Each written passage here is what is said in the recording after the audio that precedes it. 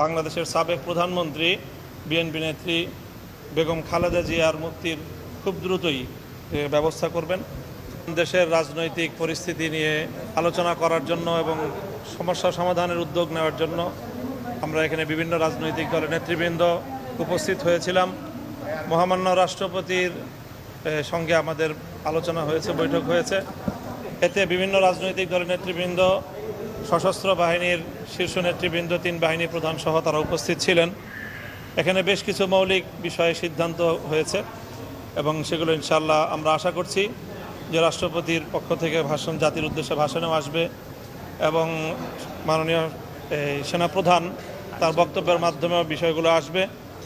মৌলিক যে বিষয়গুলোতে আমরা আশ্বস্ত হয়েছি তার মধ্যে বড় একটি হলো যে যারা চলমান বৈষম্য বিরোধী কোটা সংস্কার আন্দোলনে যে সকল ছাত্র জনতা সহ যারা প্রাণ হারিয়েছেন সেই সকল শহীদদের জন্য শোক প্রস্তাব গৃহীত হয়েছে এবং তাদের রুহের মাগফিরাত কামনা করে দোয়া এবং মোনাজাত পরিচালনা করা হয়েছে।